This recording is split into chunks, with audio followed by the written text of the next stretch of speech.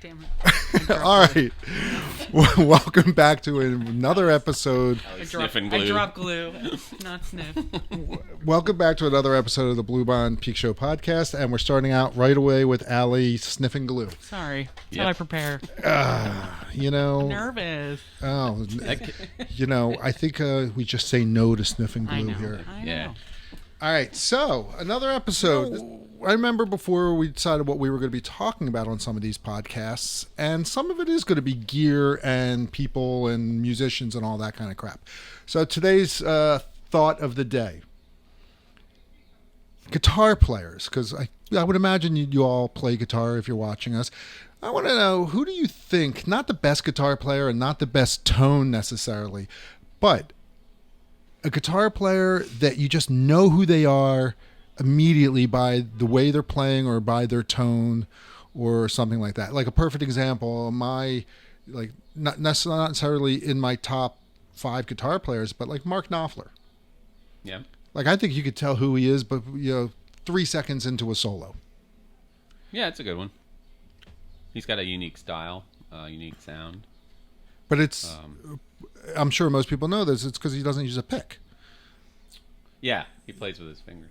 Yeah, which is definitely a cool sound, and it's like you listen to all those Dire Straits solos, and it's like I can imagine all the people out there who are like, oh my god, I just discovered them, and they're trying to learn those solos and they're using a pick. Yeah, that would be really frustrating. All right, so who else? Jack White. Really? Yeah. I don't even know what Jack White's soloing sounds like. Really? Yeah. So I can see whammy. That. Really? Yeah. Digitech whammy. Fuzzy. Am I completely wrong? I'm just making this up because I have no idea. But is like Jack White the Walmart version of like Tom Morello? Like you take Tom Morello's craziness, and Jack White's kind of the same thing, but it's like the real lo-fi version. Yeah. It's like maybe. Yeah. But is it just his lo-fi that makes it?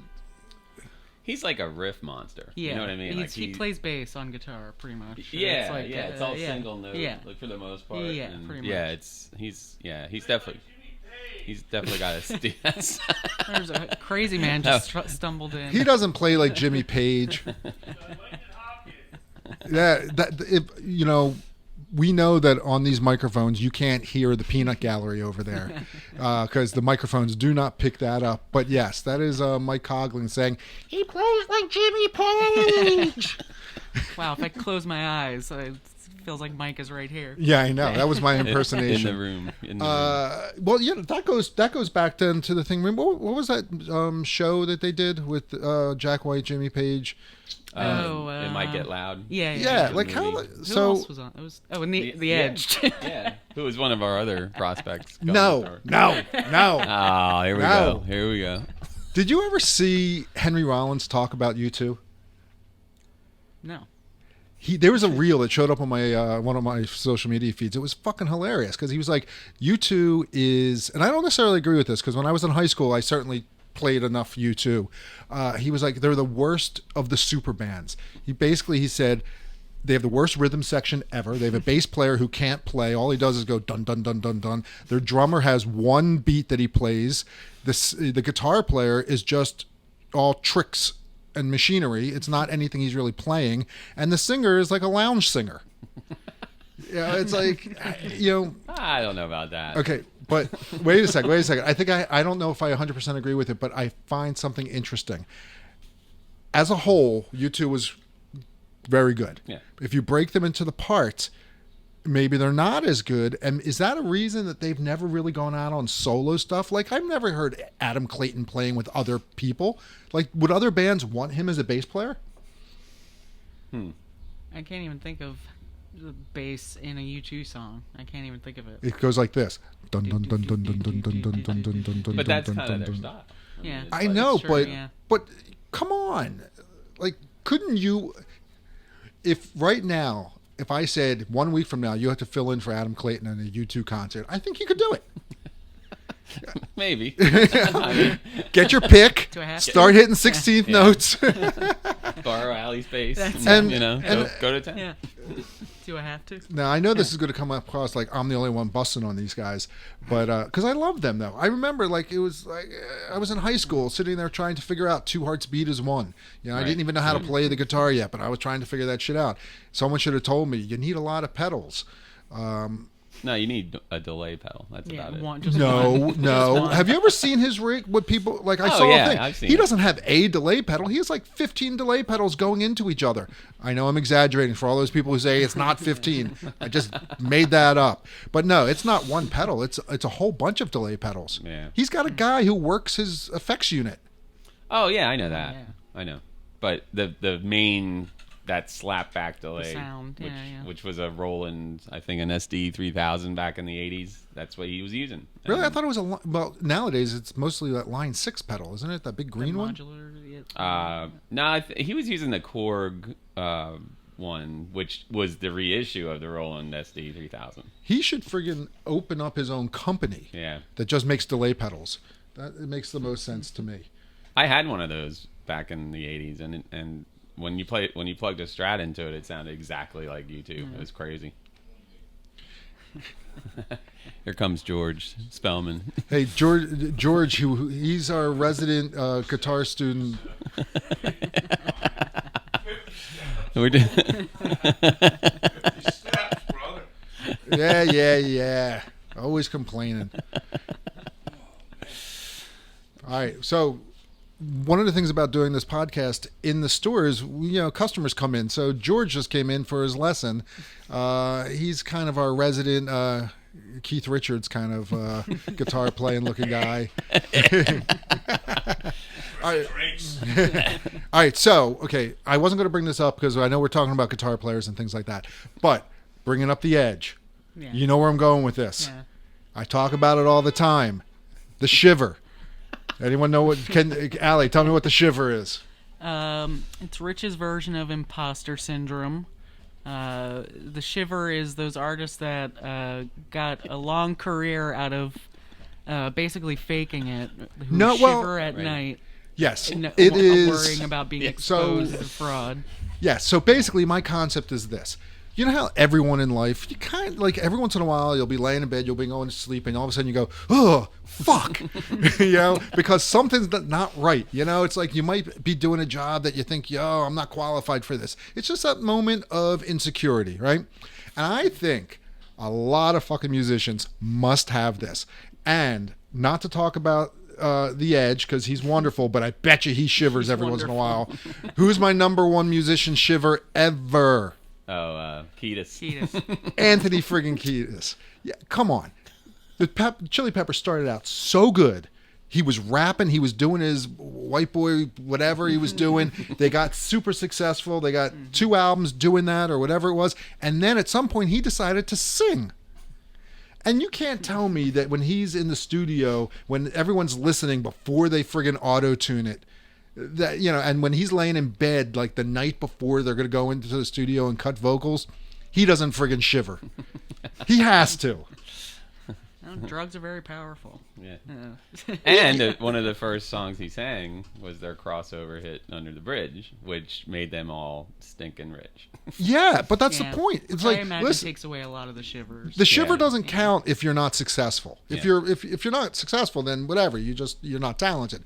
But at some point he's got to lay there. Is that how? I don't know. No, I don't. No, I didn't mean that way. But you know what I'm talking about. Like, he has made millions and millions of dollars as a singer. But can you imagine what he sounds like singing Happy Birthday to his friend? His friends are probably like, dude, you are so out of key. Yeah. Can you auto-tune Happy Birthday? All right, so I'm putting everyone on the spot. Someone has to have a shiver. Uh-oh. Come on. I was going to say T-Pain, but he's actually a very nice singer. T-Pain. And you know how the world found out that T-Pain could actually sing? Nope. The Masked Singer. He won the Masked Singer one of those seasons. That's right. One of the seasons that me and my kids actually watched that show, it was like, holy, who's this guy? Of course, you can't guess who they are.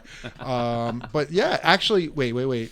I watched 2 seasons of The Masked Singer with my kids, and there was one person that I guessed. They got up, they were in a costume, they started singing, and I was like, I know who that is. Okay. I know you're not going to guess who it is. It was friggin' Tommy Chong. Now, why would I Wow, know that's that it was weird. Tommy Chong singing? I don't know. Because he didn't even sing in the Cheech and Chong movies. It was Cheech that did the singing. Right. Right? Well, it's like one of those things, like you said, Anthony can't sing, but he's a front man. And the Chili Peppers are all about the energy. Yeah. And, so maybe he doesn't even care that he can't sing. Or sort of can't sing. whatever. Really? Yeah. I don't know. I mean, You think he might not care?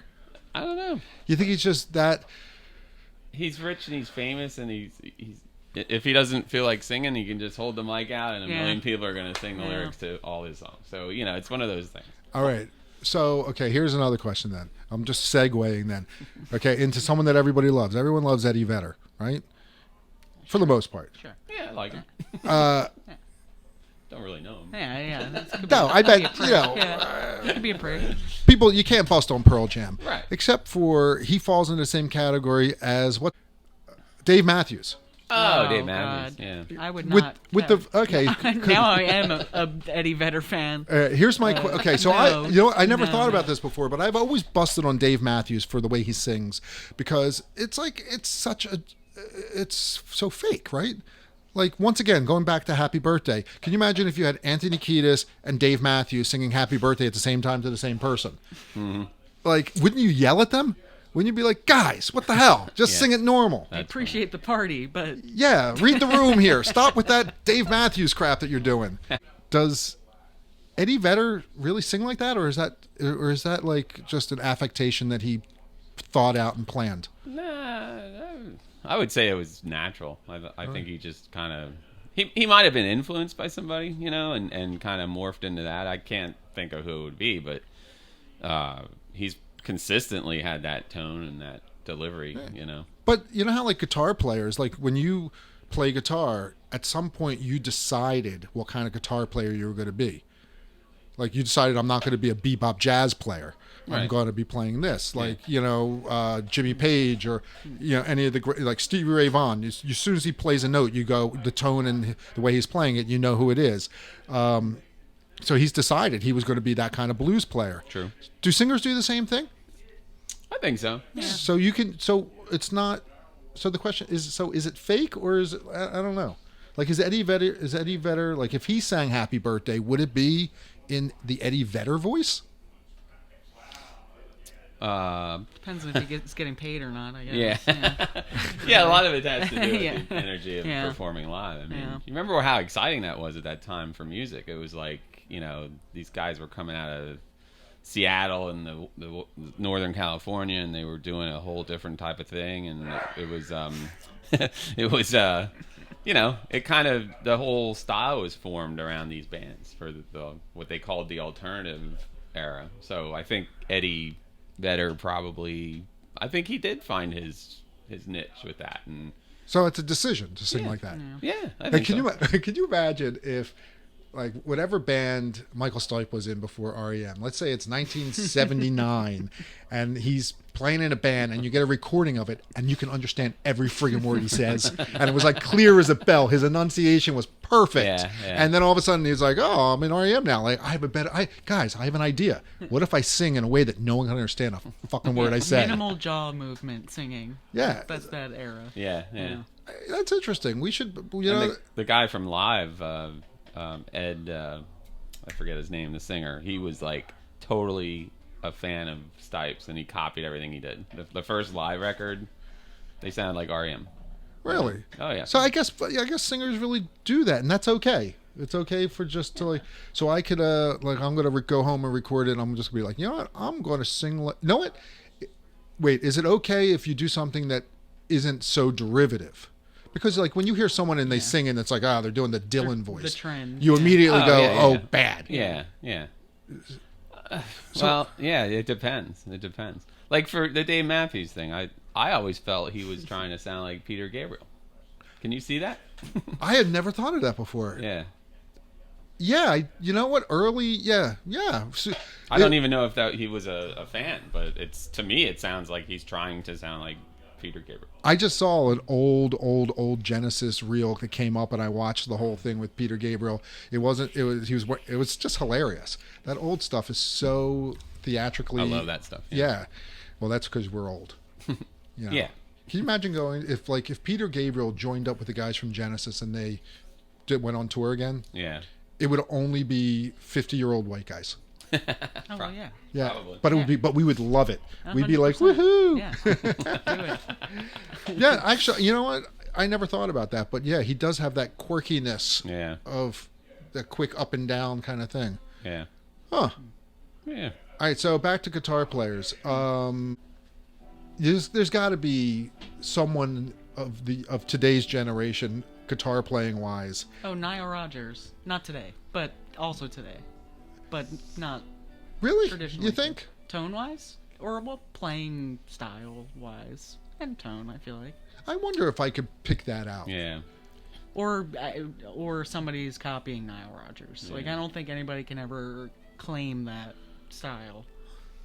Yeah, that's a weird one because he's known for his funk rhythms. Yeah. And I mean, like Corey Wong kind of sounds like Yeah. Nile Rodgers, but as far as like lead players, you gotta go with Gilmour, right? Yes. Pink Floyd, absolutely. David Gilmour. Yes. I remember hearing. I was into Floyd for a long time, and then I heard Paul McCartney's song "No More Lonely Nights." Do you remember that song? It was like in the late '80s. It was I to don't a know movie. if I know. I don't think I know it. Well, there was a radio edit, and it was a very popular song. But then there was a longer edit with a guitar solo at the end, and they didn't play that much. And then I heard it one time on a radio broadcast, and David Gilmour plays the solo, and it was just like, holy crap, that's David Gilmour, and Yeah. you can tell. Yeah, I don't think you. Yeah, I don't. I think you'd be able to tell David Gilmour stuff no matter who he played with. Right. It's like didn't Stevie Ray Vaughan do a thing, played a solo on a David Bowie song? He was David Bowie's guitar player for that whole tour. Oh, Let's okay. Dance. Let's Dance. But is okay, like so the the thing is popular though, one. okay, as much Yeah, as I yeah. think. China Girl. He played Yeah. Okay, so that's a perfect example. So as much as I think that you should be able to pick out Stevie Ray Vaughan's guitar playing, I bet you most people wouldn't be able to pick it out in a David Bowie setting. Yeah. So I wonder if Yeah. that was the same thing. Like, I wonder if Bowie had picked Gilmour to play. Would he be like, no, not David, you can't play that. Can we try a different scale? Can we try vibrato on that one? Yeah, can you take that whatever saturated distortion he had that was so distorted it was clean? It went all the way around back to clean. Yeah. Yeah. Ah, damn. See, Wasn't the that's solo in Let's Dance? Wasn't he like famously super messed up doing that? And when you hear it back, you're like, "Yikes, that's a sloppy solo." But I could see Bowie being like, "I'm actually here for that. I could take that. huh. Yeah, I don't know. I'll take about Drunk Vaughn." Yeah, that. It definitely sounds like him. yeah. Yeah. What about Eddie Van Halen? I know you hate him, but when you hear him play, it's like like on the Michael Jackson song, it's like, oh, that sounds like Van He Halen. sounds like everybody who's copied him. Yeah. Fair enough. I know. No. I know that's not right. There's I a know. lot of guys that copied him, but Oh, damn it. he's got a whole different thing going on as far as his rhythms and just his tone in general. Eddie Van Halen falls into that category of me of, yes, amazing player, holy shit, revolutionized, this, that, and the other. I get it. Yeah, Eddie Van Halen, yeah, it's like he was great, but I just, I have no opinions. you have no opinion on Van This is a Halen? you guys talk. Yeah, let me know when you're done. I like early Van Halen stuff. I do. Yeah. I do. Yeah. I cannot say I don't. But yeah, his guitar playing. You know how many times there's a lot of guitar players that fall into this category. I always feel like when they're playing, I'm like, dude, just slow down a little bit. Yeah. Just play me a melody. Play me something that I could remember. I can't remember. I can't hum that. It's too fast. And even a lot of jazz players are the same way. Oh yeah. It's like, it's just slow. Just give me something I can latch on to. Yeah. The speed just it gets lost on me, and that's why I can honestly say, even though I grew up in Jersey, I'm of that age. I never ever got hooked into that glam metal thing that happened in the late '80s. Well, it was ridiculous. Well, it was. I know, but even back then when I was a kid, I was like, dude, this they're playing. It's too much. Yeah. So I never wore spandex. I don't believe that. You don't believe that? I don't believe that. No. Since you're whispering, I can't. It doesn't matter anyway. I don't believe that you've never worn spandex. She's Let like- me be clear. I don't believe. We'll do a deep dive into that later. That's Alan. yeah. There, Yeah. Insert know, the picture of Mark in a hair metal band here. Yeah, please. there's documentation of Mark being in a hair metal in band. spandex. Yeah. I, on the other hand, at that time period, I was wearing cut-off cargo shorts and a flannel. Right. I never, never. I did wear Chucks, which is part of the Chucks with that's the every- leggings. Yeah, that's every. Yeah. I know, but Very- I know I hated. Wait, that. you were wearing flannel in the late '80s? Yeah, in the Really? late '80s, I was in college. Yeah, I was, I was wearing the cut-off cargos, the combat boots. Yeah, Yeah. 'Cause yeah, that became like the Seattle look. yeah. But it was the punk. It was like I was living in Washington D.C. and the music scene there. That's what it was like. Yeah, that's what it was like. Wow. I yeah, I guess it. I don't even know when that Seattle scene popped up. What year was that? 90, Early 91. 90s. Oh, Yeah. so yeah, because I was in D.C. in '87. Yeah. Interesting. Yeah, it was fun. It was a good time. All right, so let's wrap this up with one more guitar player. Someone who... Oh, wait. I know what I was going to say before. Talking about David Gilmour. Yes. All right, on one of my... I say this a lot. On my social media feed, a Roger Waters production of Pink Floyd thing Yeah. was playing. Why? Like, if you were given a choice to go and see Roger Waters playing Pink Floyd or David Gilmour playing Pink Floyd, why would you ever pick Roger Waters? Like, what is the appeal with that guy? Well, I mean, he was the leader of the band. Big And deal. He wrote most of the lyrics. Yeah. Dude, he didn't sing. Yeah. He can't sing. He can't really. His bass playing is Roger Waters a good bass player? I don't know. I know you I don't don't know. care. I'm still thinking about how much I hate Dave Matthews. We could, you know what? We're gonna have a whole podcast on how much we. Okay. So wait, I want to go. Too many topics.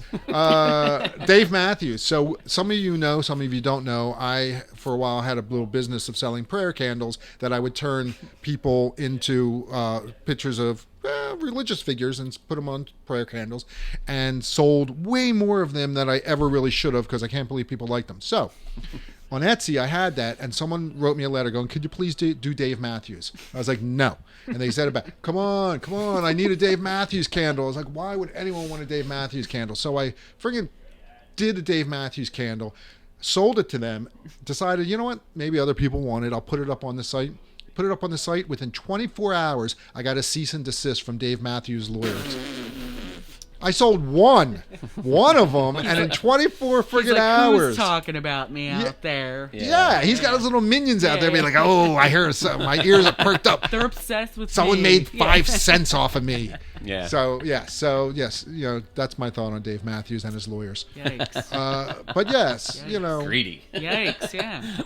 I'm just saying, David. I would much rather much rather spend an evening listening to Dave Gilmour play Pink Floyd songs than watch. I feel like if you watch Roger Waters, he's more conducting the band than he is the band. Yeah. He's pretty angry, too. He's an angry person. And for what reason, I have no idea. But he actually spit on somebody in the crowd one time. Really? They were ignoring him. Yeah, he's one of those guys. You know what? They weren't ignoring. They were yelling, "Where's David? Yeah. Bring on David! Yeah. Who's that punk playing guitar?" Yeah. I'm just so all right. So no one ever comments on these things, but if you have a guitar player that we should be talking about, comment on that. All right. So we'll see you on the next episode of the Bluebond Peek Show Podcast. See you later. Bye. Take care. Love Wait, you. do the thing. 1, 2, 3.